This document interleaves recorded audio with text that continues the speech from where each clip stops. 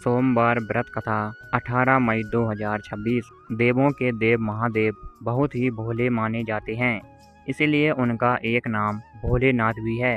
अगर आप भी शिव की भक्ति और कृपा पाने के लिए सोमवार का व्रत रखते हैं तो इस कथा को सुनने से भोलेनाथ को प्रसन्न कर सकते हैं।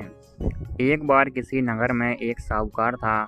उसके घर में धन की कोई कमी नहीं थी, लेकिन कोई संतान न होने के कारण वह दुखी था। संतान प्राप्ति के लिए वह हर सोमवार को व्रत रखता था और पूरी श्रद्धा के साथ शिव मंदिर जाकर भगवान शिव और पार्वती की पूजा करता था।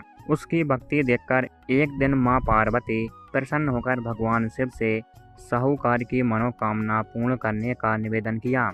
पार्वती जी के आग्रह पर भगवान शिव ने कहा, हे पार्वती, इस संसार में हर प्राणी को उसके कर्मों का फल मिलता है और जिसके भाग्य में जो हो उसे भोगना ही पड़ता है।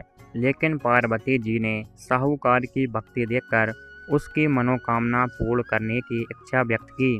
माता पार्वती के आग्रह पर शिव जी ने साहूकार को पुत्र प्राप्ति का वरदान तो दिया, लेकिन उन्होंने बताया कि यह बालक 12 वर्ष तक ही जीवित रहेगा।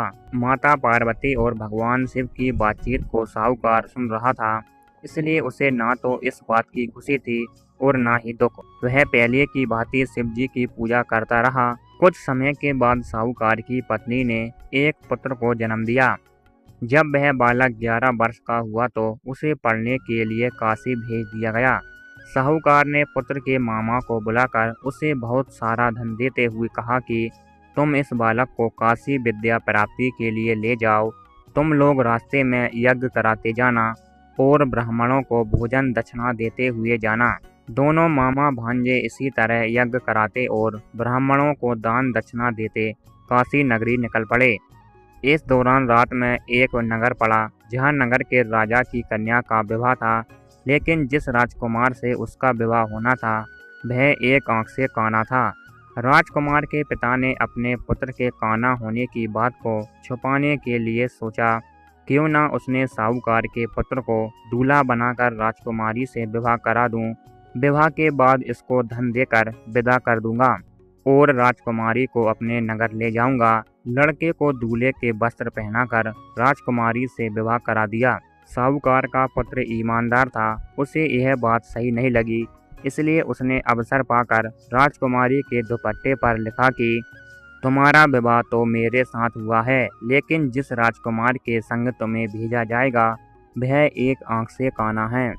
मैं तो काशी पढ़ने जा रहा हूँ। जब राजकुमारी ने चुन्नी पर लिखी पढ़ी तो उसने अपने माता पिता को यह बात बताई। राजा ने अपनी पुत्री को विदा नहीं किया, फिर बारात वापस चली गई। दूसरी ओर साहूकार का लड़का और उसका मामा काशी पहुंचे और वहां जाकर उन्होंने यज्ञ किया। जिस दिन लड़का 12 साल का हुआ उस दिन भी यज्ञ का आयोजन था। लड़के ने अपने मामा से कहा कि मेरी तबीयत कुछ ठीक नहीं है। मामा ने कहा कि तुम अंदर जाकर आराम कर लो। शिव जी के वरदान अनुसार कुछ ही देर में उस बालक के प्राण निकल गए। मृत भांजे को देख उसके मामा ने विलाप करना शुरू किया। संयोग बस उसी समय शिवजी और माता पार्वती उधर से जा रहे थे। पार्वती माता ने भोलेनाथ से कहा, मुझे इसके रोने के स्वर सहन नहीं हो रहा, आप इस व्यक्ति के कष्ट को अवश्य दूर करें। जब शिवजी मृत बालक के समीप गए तो वह यह उसी साहूकार का पुत्र है जिसे मैंने 12 वर्ष की आयु का वरदान दिया था। अब इसकी आयु पूरी हो चुकी है। लेकिन मातृभाव से विभोर माता पार्वती ने कहा, हे महादेव, आप इस बालक को और आयु देने की कृपा करें, अन्यथा इसके वियोग में इसके माता पिता भी तड़प तड़प कर मर जाएंगे। माता पार्वती के पुनः आग्रह पर भगवान शिव ने उस लड़के को जीवित होने का वरदान दिया। शिव जी की कृपा से वह लड़का जीवित हो गया। शिक्षा पूरी करके लड़का मामा के साथ अपने नगर की ओर वापस चल दिया। दोनों चलते हुए उसी नगर में पहुंचे जहां उसका विवाह हुआ था। उस नगर में भी उन्होंने यज्ञ का आयोजन किया। उस लड़के के ससुर ने उसे पहचान लिया और महल में ले जाकर उसकी खातिरदारी की और अपनी पुत्री को विदा किया। इधर साहूकार और उसकी पत्नी भूखे प्यासे रहकर बेटे की प्रतीक्षा कर रहे थे। उन्होंने प्रण रखा था कि यदि उन्हें अपने बेटे की मृत्यु का समाचार मिले तो वह भी प्राण त्याग देंगे। परंतु अपने बेटे के जीवित होने का समाचार पाकर वह बेहद प्रसन्न हुए। उसी रात भगवान शिव ने साहूकार के स्वप्न में आकर कहा, हे सृष्टि, मैंने तेरे सोमवार के व्रत करने और व्रत कथा सुनने से प्रसन्न होकर तेरे पुत्र को लंबी आयु प्रदान की है। इसी प्रकार जो कोई सोमवार व्रत करता है या कथा सुनता और पढ़ता या सुनाता है, उसके सभी दुख दूर होती हैं और सभी मनोकामनाएं पूर्ण होती हैं। बोलो शंकर भगवान की जय।